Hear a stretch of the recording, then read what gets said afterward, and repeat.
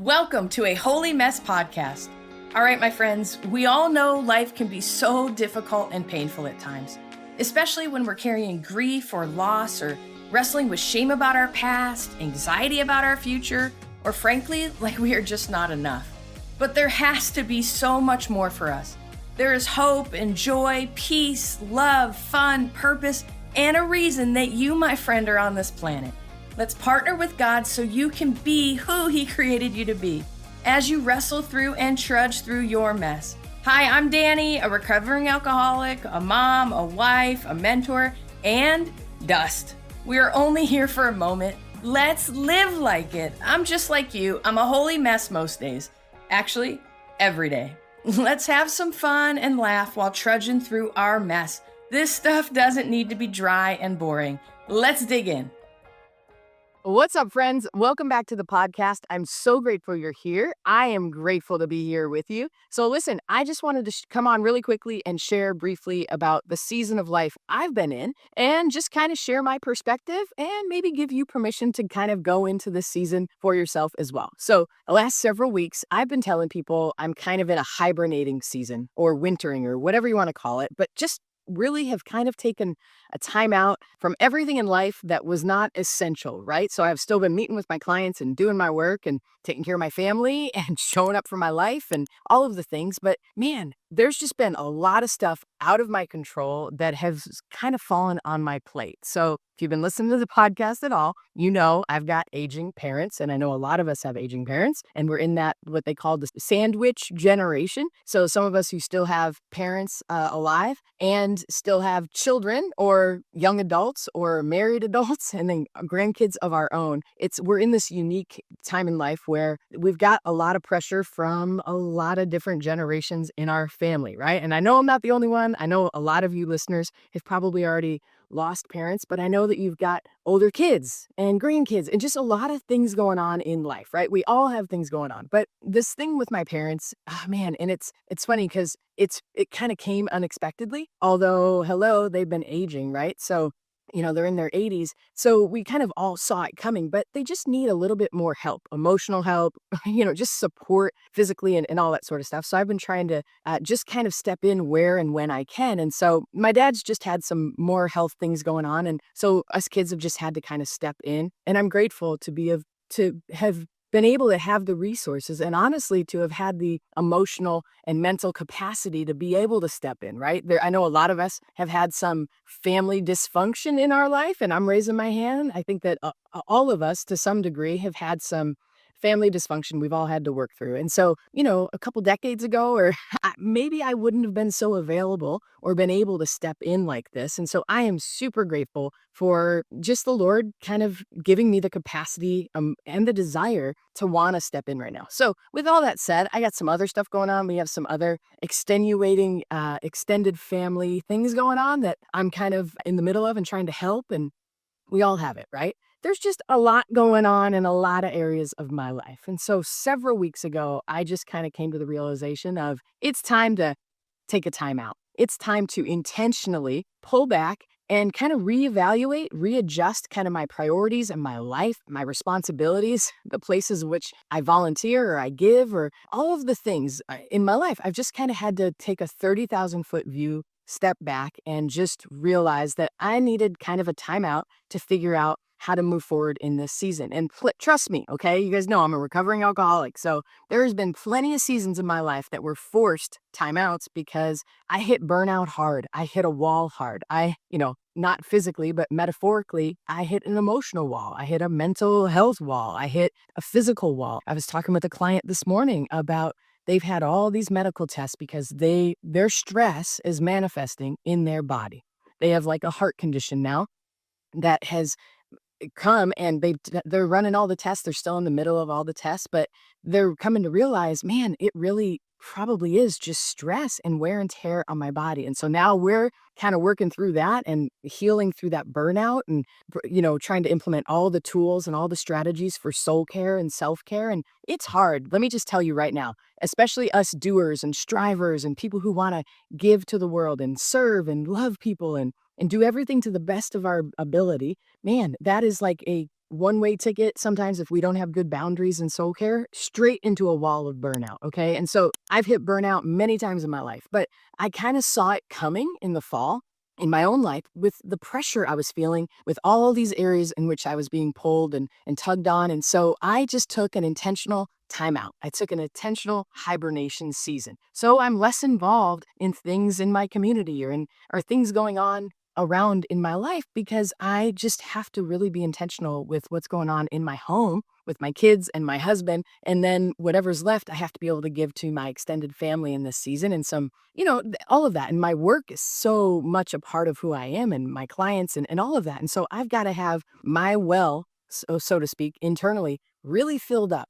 Otherwise, I'm going to be given out of a dry well. And I know all of us, that's for all of us, right? You guys, if we are just so burned out and we're so in that striving and doing and sacrificing and people pleasing, sometimes we turn around and we're like, man, who am I? And what do I even want? And I don't want to feel like this, but I don't even know what I want to feel. I don't even know what I want in my life, right? And so I just intentionally took this little hibernation season. And it has been honestly so God ordained and beautiful and wonderful. And I am so grateful. And so here's what I want to say to you today. This is what I want to offer you. If you've got a lot going on in different areas, if you feel this like gnawing or this nagging to kind of go deeper with the Lord and really figure some things out within yourself and really figure out your next chapter as well, I give you permission to go into a hibernation season. I give you permission, if you need it, to go into a hibernation season. You guys, there is nothing more holy than listening to that still small voice inside. It's the Lord, and also it might be your soul longing for that quiet, that stillness, just to kind of realign your priorities and who you want to be and how you want to present yourself even to the world and how you want to do your life. And I know when we got a ton going on, it's so hard to put boundaries up. Oh my gosh, some of us don't even know how to practice boundaries. And I have so much empathy for a lot of you who struggle with putting up boundaries with people or not volunteering for everything at church. And because you feel guilty, right? You feel guilty if you say no, because you're like, well, if somebody asked me at church, that's got to be God's way of inviting me into this. Maybe, but also it could be, man, just because you're capable and amazing and they just want more of you at church, which feels awesome and amazing to feel those accolades and all of that. And maybe it's not church for you. Maybe it's work. Maybe you just feel super overextended and you got to do more and be more and strive more and all of that. Or maybe it is the family members in your life that just expect so much of you and you're the go-to person that helps and all of that. And I think some of us can struggle with like people pleasing tendencies. I know I can. And so I've got to really search my heart. Like, why am I doing these things? Why am I doing it because I want someone to like love me and appreciate me and respect me? Or am I doing it because, wow, it fills me up, it fills my soul up, and the Lord is calling me there, right? It's just this ebb and flow, and we have to really kind of get to know ourselves in each season. And I don't know about you, but as I age, my capacity to do a zillion things when I was in my 20s and my 30s, even early 40s, man, I just felt like I could just climb Mount Everest and then go barbecue for everybody, right? Now I'm like, ooh, Mount Everest? That ship has sailed. Like, I got zero desire to climb Mount Everest. I'm not sure I ever desired to climb Mount Everest, but you get what I'm saying. Like, we want to do and strive and be everything and have the Super Bowl party and throw it for 50 people. And then the next morning, make French toast for all your kids' friends. And I'm telling you this because that is typically what I've been about just giving and loving. And I love it. But sometimes there's these moments, there's these seasons, and we've got to honor them when the Lord offers them to us, to just take a time out and to pull in and really ask the Lord, like, Lord, are you asking me to do this? And Lord, if you're not, can you give me the strength to say no so that I can have some healthy, wholesome, Jesus-centered boundaries to take care of myself, right? You guys, I say this all the time on the podcast and in my community, but man, it's like we're flying on an airplane. What does the flight attendant say if the cabin loses oxygen pressure? Put the oxygen mask on yourself first so that then you can help everyone else. But if you're feeling tired all the time, man, I would encourage you to take a time out and just ask the Lord and go into this holy season where you just get to know yourself a little bit deeper and even the Lord a little bit more in this season. And I know, trust me, I know because I used to struggle with this so much that the word self care used to feel so selfish, like so selfish to take care of myself. Well, the paradigm shifted for me and my lens changed on that when I realized, oh my gosh, the Lord gave me myself first to steward. And if I don't steward myself well first, and I don't just mean spiritually, right? This is not all just a spiritual game, you guys. Yes, we live in a spiritual world and there's a lot of aspects of us that need to be right spiritually. But we have these physical bodies that we have to take care of and we have to tend to. And we've got mental health stuff and emotional health. Like we have to be so integrated. And you guys, this is why sometimes we do all the right things. We go to church, we do the Bible studies, we do the retreats, and yet we're still just burned out and exhausted. And we're trying to have joy, but we even sometimes forgot even what joy feels like or what joy is. And listen, it's not all about a feeling, but I'm talking about having that alignment, that soul alignment to know that even when hard things come, man, you're on the right path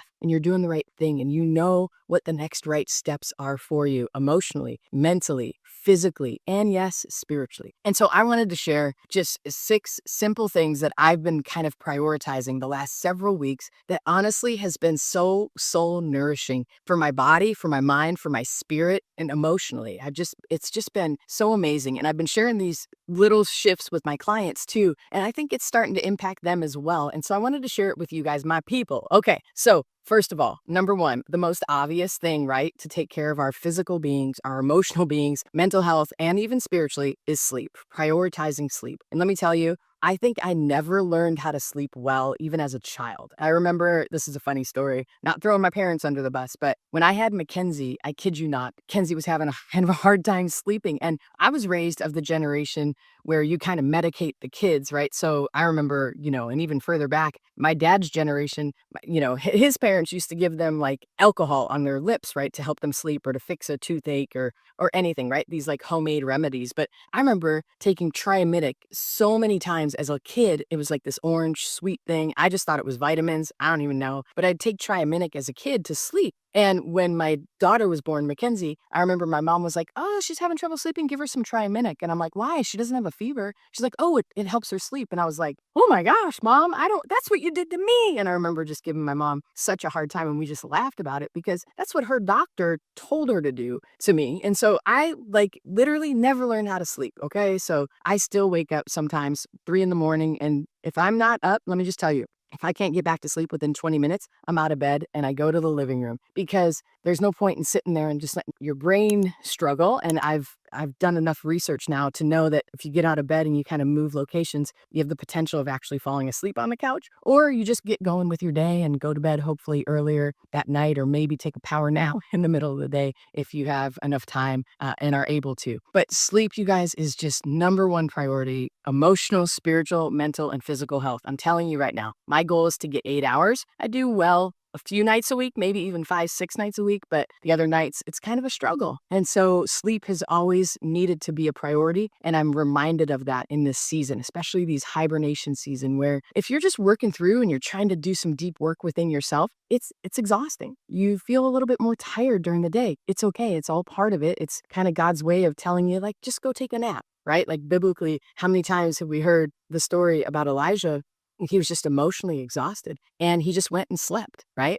And then the angel of the Lord woke him up and fed him with bread and water. And then he just went right back to sleep, right? Like sometimes we just need sleep. We just need more rest, right? And we can get away with 5.5 hours of sleep for many years. Trust me, I was that. I was like, I only need about 5, 6 hours of sleep. That was such bologna and cheese. When I was younger, man, I think I really needed more sleep. And so, but I didn't know how to prioritize it. So now I'm prioritizing sleep, eating healthy. I'm really prioritizing my eating, what works well for my body, right? And so just want to encourage you, man, eat what works well for your body and figure that out and drink more water and hydrate. You wouldn't believe how many times just people are just so dehydrated. And so I want to encourage you, get the electrolyte water. I drink electrolyte water every day. I've been encouraging my clients, drink more electrolyte water. Like our body is depleted. And so we just need to be more hydrated. It really helps in every way. Okay, this one's kind of funny. Exercise. So now I pride myself in that the last several years, I've been exercising a ton more than I did for the prior 10 years. I'm a recovering athlete, so I have not exercised hard in 20 years, but when I was a kid and even into my 20s, man, I was like uber athlete, super athletic in sports, all that sort of stuff. But I've been exercising. I've been doing my like yoga stretches and all that stuff and going on walks and hikes and even playing pickleball lightly and all the things. Well, my nephew came to town a couple weeks ago for a visit and he's like uber athlete. He's like, Aunt Dani, let's go exercise. I'm like, let's go. I'm ready. So we went out into the gym. We have a gym in our garage we put together for Zach a couple years ago. We cleaned out the garage. We got it all neat and organized. And oh my gosh, he kicked my butt. And I realized I've not really been exercising in years. And so this is a whole other episode I'm going to record about, but exercise, move your body, do what feels right for you. Right? So go on walks, prioritize, swim if you like to swim, like do what is healthy for you to push your body and to exercise, right? That we all know we need it, but maybe it's time to reevaluate what you're even doing for exercise, right? So that's been something I've been focusing on. All right, the fourth thing is inputs in my life. So I've been limiting the news. I struggle with social media. I struggle with kind of all the hate in the air. It just really, as a sensitive being, and this is who God made me to be, it hurts my soul to see all this conflict out there in the world and struggle and all of that. And some may say I'm naive and I'm burying my head in the sand, and maybe, but I got to tell you, it's a much healthier, holy way for me to live right now. And I'm not ignoring what's going on or the facts or society in general, but I've had to kind of take a time out and guard my inputs because it stresses me out and I've got zero control other than how I vote. And I've had to be really careful with my inputs. So I've been limiting social media and I've been limiting the news. And honestly, it's really, really helped. I've also began searching out like panda videos on social media or comedy videos. And so I'm kind of beginning to change the algorithm. So let me just tell you, I don't know much about social media, although we're about to hit social media with my podcast and all of that. But, I do know that the algorithm pays attention to us. And so be intentional with what you even put in your feed. And so I've been searching out like cute little panda videos and I just laugh and they just warm my hearts. I love pandas and I love comedy. I've been watching Robin Williams and John Christ and Nate Bargatze. And I love, love, love comedy. And it just reminds me to laugh. And I love to laugh. And so want to encourage you, take control of your social media algorithm. If you're going to be on there, man, search out things that encourage you. I was just doom scrolling and watching things that just stress me out that I have no control over. And I was like, I need a time out from this. So this is part of my hibernation protocol is I limit the social media. So you guys, I'm putting boundaries on myself. Sure. Do I want to go to my phone and look at it? Absolutely. I have had such a phone addiction in the past that I'm trying to break out of, but be true to thy own self. Know yourself. I'm not going to just beat myself up for being drawn to this device that literally was created to draw us to it. But I got to put boundaries up even on myself. So I bought this little thing. It's called a phone jail, and I lock it in the phone jail a couple hours a day. At first, I was like withdrawing, like, oh my gosh, like I was a drug addict. But I got to tell you now, it's like a deep sigh of relief that I don't have to deal with my phone, and it's wonderful. And the kids know to call dad when my phone's in the phone jail, and it's wonderful. And so I want to encourage you, limit your inputs, right? Like choose what you allow in, guard the gates, so to speak. We used to tell our kids when we would watch TV, if a crazy commercial came on, like guard your gates. And they'd cover their eyes. And because we said, like, the eyes are the gateway to the castle. Like, this is your castle, you guys. We got to take care of the castle with which God has entrusted us to take care of, right? And so guard your gates, guys. Literally guard your gates and take care of what your inputs are. Okay, and this last one has been a game changer, and I do this with my clients. We kind of brainstorm together, but I gave myself permission to infuse more joy and more fun in my life. Now, listen, you might be like, Dani, I don't have time for joy. I don't have time for fun. I'm busy with work and I'm busy with my family and all the things. Man, if you don't have time for joy and fun, I think you need to kind of take a time out and kind of find some perspective in that. You need to give yourself permission to figure out in this season of your life what brings you joy. What is fun for you? So I love pickleball. Like I said, I'm a retired athlete. And so I like fun sports, tennis and pickleball. And so even at Christmas time, my whole family was together. My parents' 14 grandkids, my brothers, their wives, we were all together and we had this big pickleball tournament and it ignited that joy in me again for pickleball. And I was competitive. Like I didn't even let the little kids win. Like I took it serious. It was so fun. I think I pulled a hamstring, but we didn't win, but it was so fun. It was so fun. And so since Christmas, I've been really playing more pickleball and having fun and laughing. And it's been joyful. One of the other things that I do that I tell my clients about, but I'm not sure I've ever talked about it on the podcast, is most mornings after Zach leaves for school and Gary goes off to the office or whatever he's going to do, I turn on music and I dance. And I love to dance. I'm not the best dancer, okay, at all, but it's so fun and it gets my body moving and it makes me joyful, makes me happy. It brings gladness to my soul. So it's something that I've just been giving myself more and more permission, and I've actually implemented it again as a tool. Like you guys know, I'm really big on all these tools to be able to nurture and take care of my whole being, my mind, my emotions, my physical being, and my spirit, like my spiritual wellness and wholeness. And so I hope this blesses you. If you're in kind of on the edge of burnout, or you feel like maybe you're in burnout, I give you a big old permission card to hibernate, especially if you're struggling with like anxiety or some depression. Like, we don't isolate, right? But hibernate, meaning be very intentional with what you're doing and who you're doing it with and how you're doing it in your life. But you have permission to take the reins back, to take a time out and to say, Lord, who do I want to be about? What do I want to be about in this season? And how do I want to go about it? And so it has been just one of the most soul nourishing seasons. And I'm so grateful that I gave myself and my soul this permission time. And I got to tell you,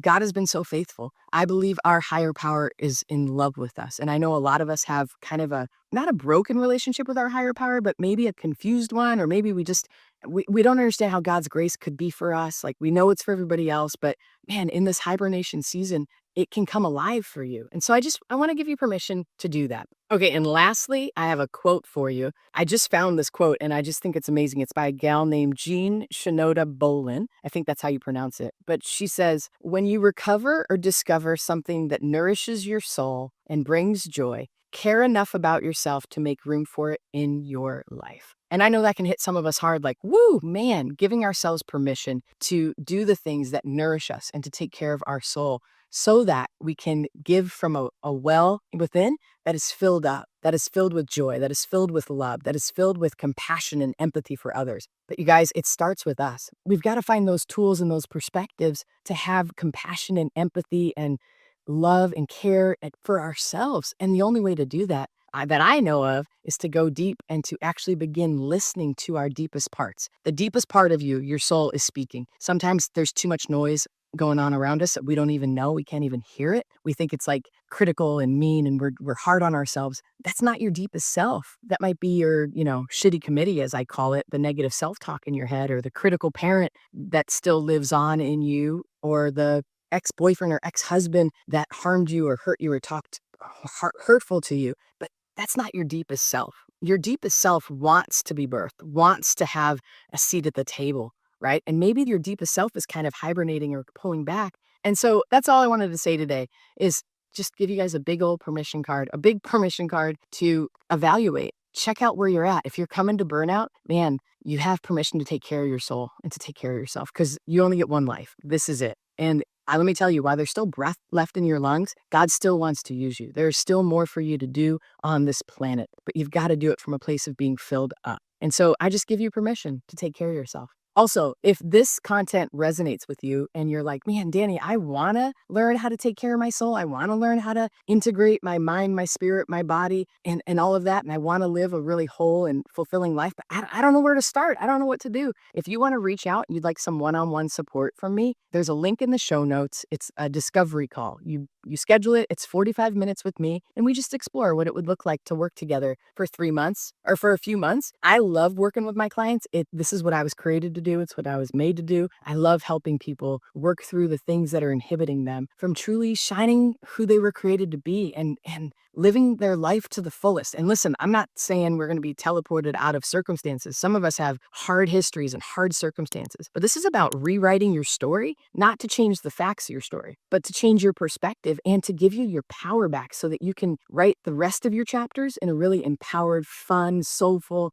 amazing way. If that is something that's resonating with you, man, jump on a discovery call with me. I'd love to meet with you. I love meeting with my listeners of the podcast. And so let's just see together if it's something that you need that would serve you well in this season to have a one-on-one coaching relationship with me. All right, let me say a prayer for you and I will see you in a few days. Father God, thank you. Thank you for your love and your grace. And God, I thank you for the listeners. I thank you for just bringing them even here in the honor of doing this life together as we journey, as we just figure out one day at a time how to take care of ourselves, God, so that we can be who you created us to be, Lord, with our unique stories, our unique histories, God, and as we can serve the people in our lives as you've called us to do. But Lord, I'm reminded in this season, serving from a dry well or a burnt out place it brings up bitterness, it brings up resentment. It's just hard. And so, Lord, would you just bless my friend? Would you give them permission for a hibernating season if they need it? God, would you fill them? Would you protect them? Would you watch over them? Would you help them to know that you love them and that they are worth taking care of? And Lord, would you give them permission to truly take care of themselves in a deep, rich, meaningful way? And I thank you, Lord, for what you're doing in my heart and mind this season as I've hibernated with you, as you've just continued to go deep in me to bring more healing. Bless my friend in the name of the Father, Son, and Holy Spirit. Amen and amen. I love you guys. I'm so grateful for you. Hello, my friend. If this episode blessed you, made you laugh, or triggered you, hey, that's growth. Please do me a favor and share this with a friend. And if you feel led, please leave a written review for the show. That really helps us out. Don't forget, you are in good company if you're feeling more broken than you'd like to admit. And you are more loved than you can ever imagine. Have a great week. See you next time.